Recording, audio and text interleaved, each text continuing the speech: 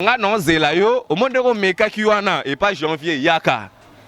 Na édition Yvette nga naza prêt pour t'affronter dans toutes les dimensions. Yvette ano fimo ya mpuka na ndenga ko saranate tala non ala non na forme makolo bien te. Nga na janvier depuis to banda marambo internet oza ba sel chroniqueur toza maboko pembe. Janvier ba ko combattre yo mais ba ko tigalara jamais kolonga yo.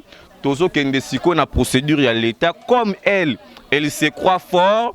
À l'équilibre l'État n'a pouvoir, elle veut se faire justice. Donc, est-ce qu'on a procédure à l'État? Ma colette n'a ma doye n'a ma bolé ba ma colonne moko. De ma colette n'a ma tenga ma tam ma colonne zoko.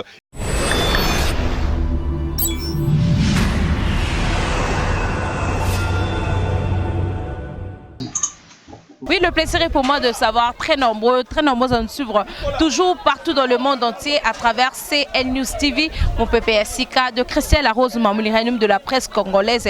Quand je dis déjà ça brûle l'internet, babi moto feu. Merci à toi Peter Tandini, merci à Papine Zola Meso, merci à Rokar Miesi, merci à Ermax Tadimoutor, ça que tout le monde a toujours. Merci à vous tous, vous a toujours branché. Je reçois pour vous René Birito, Soani Masoloka Ndenge Zalaka. Et ça la plaisir na baïnia so baningarabiso. Bonjour René. Bonjour aussi na batutu bota labiso. Donc merci encore pour me recevoir encore une fois de plus. Je suis là ba question bien nezanga ko René Birela. Oui, René Abiri ba beti janvier.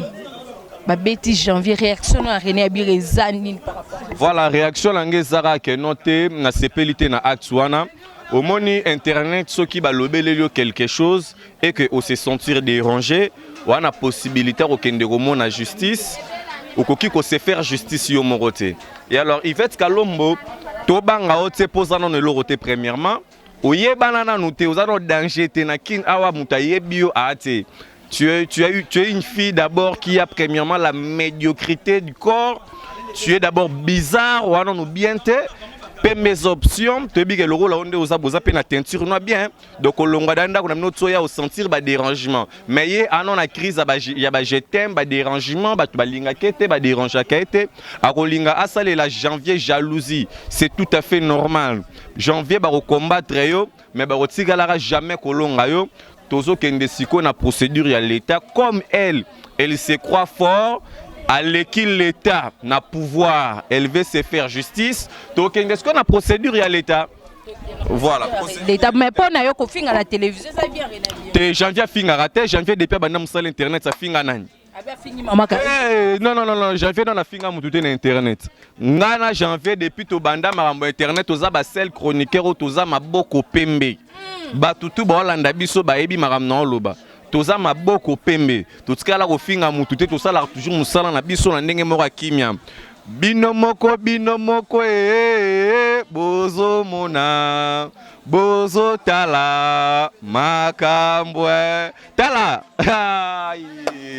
na bisa bino ke no ba loba trop mais bebi loba bien te biso to ba to loba rapeto yebi ko loba na internet. Yvette ano fimo ya mpuka na ndenga ko saranate tala non ala non na forme makolo bien te. Au monde ko talo be na de nature tu es belle. Ozo comprendre mais soko déjà ozo tango ya mona na Yvette ngobwe. Moi c'est faux de te moi c'est nyovi et puis ala ra mwindu ya dégâts. Azwara babilo ko na ba pakola ba fiyo na meli moi vitamine makolo tenga madoye na mabole ba makolo ndenge moko. De makolo tenga matam makolo nzoko. Yvette ala tara 47. Ma bola la tara 50. Au monde bazana baza bongo. Voilà. Oui, René Abi babili c'est moulai. Etikali yo ba beta yo. Ba buko ko loboko. Ba kokate René Abi Richard Congo, l'héritier spirituel de Vital Kamerhe, l'héritier spirituel de Fachi, l'héritier spirituel d'héritier Watanabe Totori na tembela magma la causa nostra la pulga. Oyeno Kabo Beti. Eh, maintenant, Yvette, elle doit comprendre que non, on ne vient pas à la télé pour blaguer. C'est un métier noble. Tu es qui d'abord dans ces pays? Tu te permets, il y a qu'on rassembler les bandits pour agresser Moutou. Oh, bah, agression à Nyama, Yvette, ta tête ne réfléchit pas. Hein? Soit disant que autant te Yvette, autant te au Bukabiki Kala, autant te. Yo mobile, yo moi si ba bali yo nanda walibala. mobali abengani yo na ndako po oza improductif ko suba na mbeto eleki yo mwasi mobimba osokolaka te yo mwasi mobimba makolo ba mabia te ba mabia te wana tala omoni ndazana no jour mususu na ebisaka batu ba tala vidéo ba pesanga raison ala so ala tiji pa mukuse la caméra bino botalaka makolone alaka na ba mbuma mobwe etikala le roi ba chocolat na ko expliquer on la prochaine émission pourquoi komela ki ebongo oso comprendre libala na kota kawana ya libala nanu ya batu oso comprendre celui qui tu par l'épée mourra par l'épée tala webi moi sur abota raté pembe na basio ba botaka alaka na mutema mabe makasi lokola ye donc au comprendre ndenge na oloba na ndenge zaleli donc na sens wana donc kotula na vie ezali pasi pembe option yo mwasi ya pembe bongo vraiment na internet pemba ba nyovi ya salité osokolaka na bien te Yvette nga na zela yo o monde ko meka ki wana et pas janvier yaka na ebisio Yvette nga naza prêt pour t'affronter na toutes les dimensions nazo ebiso Yvette Kalombo na tangi kombo na yo nazali prêt à affronter yo na makambu tout soko meki magie au monengo na ebisie déjà clair ndenga zawana a sans arrêter elle sera arrêtée amata akita elle sera arrêtée na ba vidéo ezali bino bofinga mutafinga e azate nanya finga Yvette ba finga rapé mutu pas apé na makambu na internet Yvette représente quoi? Elle est d'abord qui? Poba Fingaye. Elle est qui? Elle représente quoi? Yvette. Na pesi bambo tatro na midel. Voilà. Oui, René Abiri, il boque dans le Cameroun la justice. Est-ce que vraiment vous êtes sûr que la justice vraiment vous gagner la justice? Déjà quand tu as gagné qui n'a OPJ quand tu as ton sabbat aventure tes procès a déjà date gagné déjà procès. Donc janvier longue tumba, janvier Betty Yvette. Omani muto ba betara obundi na iyo moko obeti na mutu obatu musuba yaka boye en masse. Donc c'est que muto bo beti en masse wana aleki bino na makasi po boyebi ke soki boyaki moko j'en fais pas moi na yolo talaka moi na yolo kolanda nzoto mikela te j'en fais nzoto kuba ako balola vraiment Yvette na mabele na mobali na ye ako balola na mabele ki jidoka sope ki karata mobali na wana ekosa ete epesa silence te jido intimidation te il y a des gens o baba pratika ba jido na ndenga liboma loko ba biso ba René Abiri ba te belé na bandal baebi to ko isape ba te belé ba kao ba te belé baebi donc cette fois-ci to kenango siko bongo bongo René Abiri au moins te ke marambo zo ke mabe au moins lobby to lobby kuna ba beti René Abiri te depuis marambo nyonso te banda na internet déjà ka bakangi René Abiri déjà ki ba menacer René Abiri non kima nani na kokima vraiment na mokilio nde naza batonga na kokima ezaka nzambe kuto okimele no wapi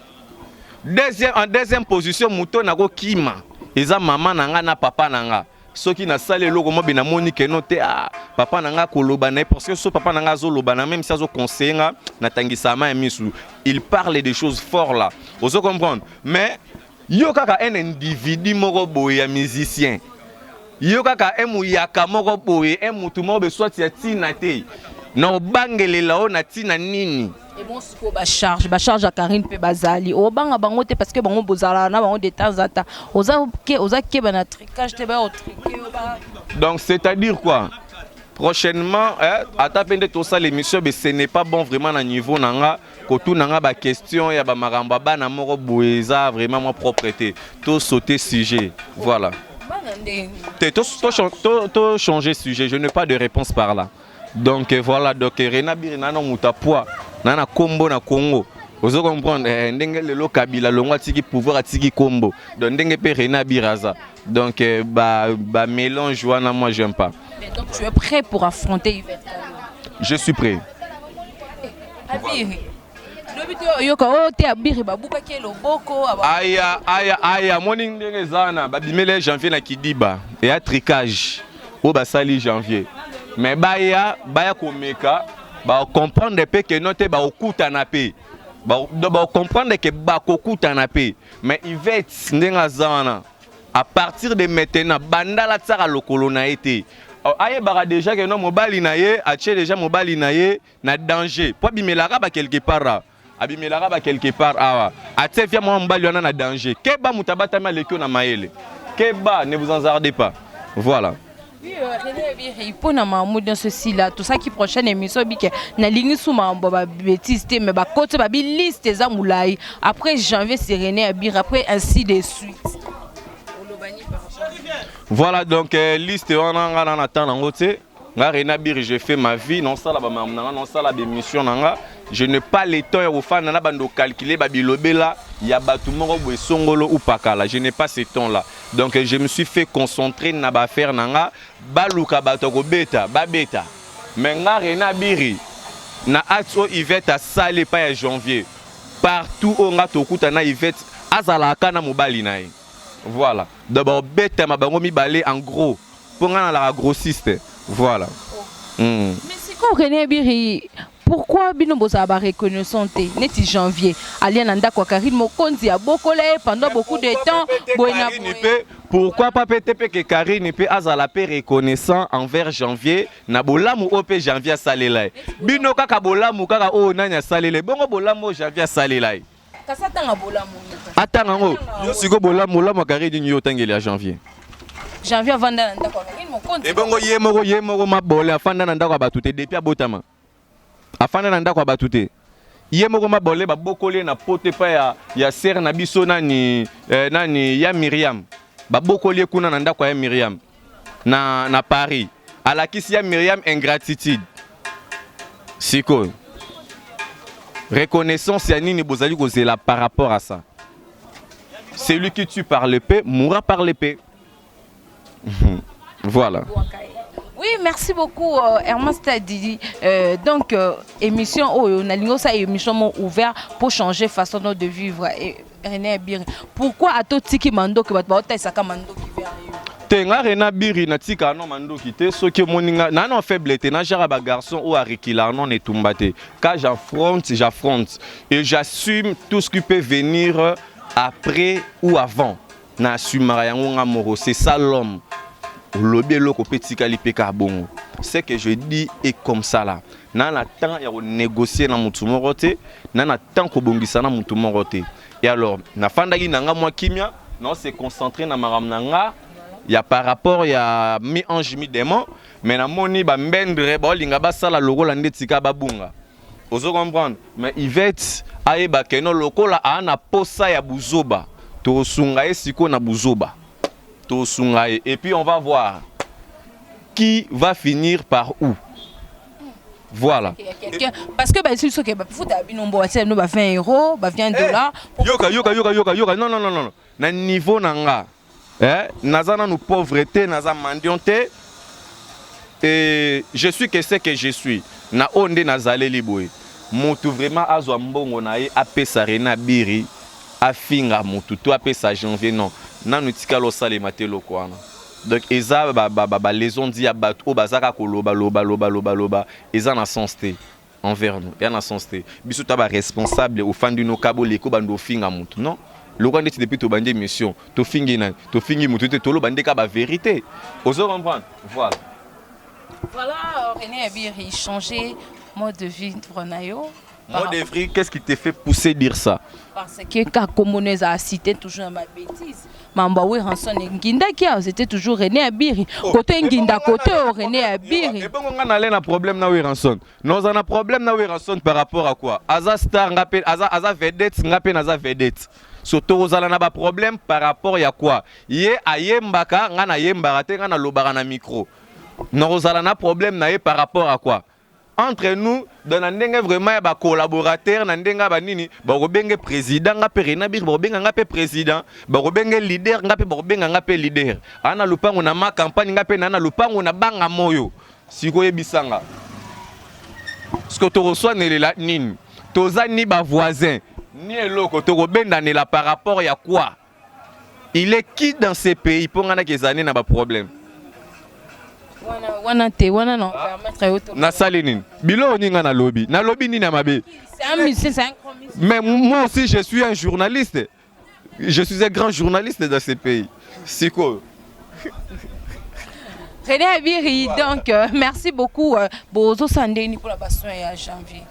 Voilà, janvier, t'es pas un problème à bassu en janvier, déjà tout ça qui déjà solutionné. Et. Non. On ne peut plus répéter ça, mais ce qui est important est que Azala est dans l'hôpital, Abimi Leonatongo, afin d'être dans un repos médical à niveau à palais, et les choses sont en train d'avancer mollo. Voilà.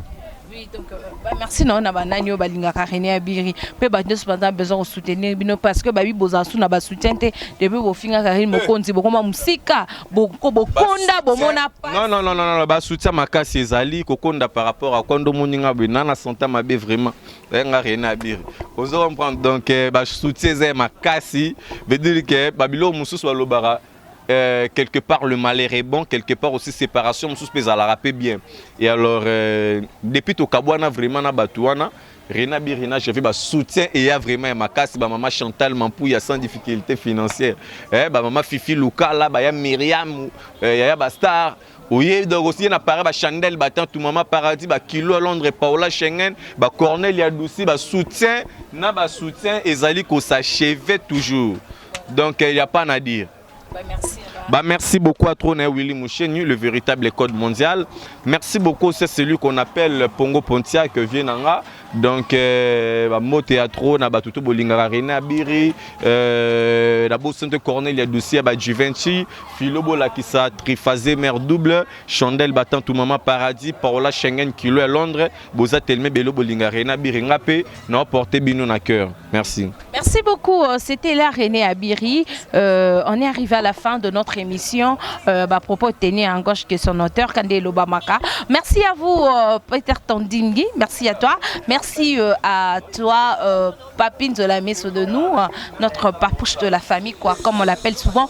Merci à toi, Rocarmier, si le mignon garçon en direct de Milouza. Merci de m'avoir abonné, abonné, c'est News TV. Vous aurez toujours révélé, ça aura toujours plaisir. Nabiso, pour tout ça, on a toujours pour nous ça, et c'est déjà toujours de partout dans le monde entier. Merci à toi, Hermax Taldi. Merci aussi à Gola Mayala. D'ici là, portez-vous bien. On se retrouve à la prochaine numéro. Bye bye.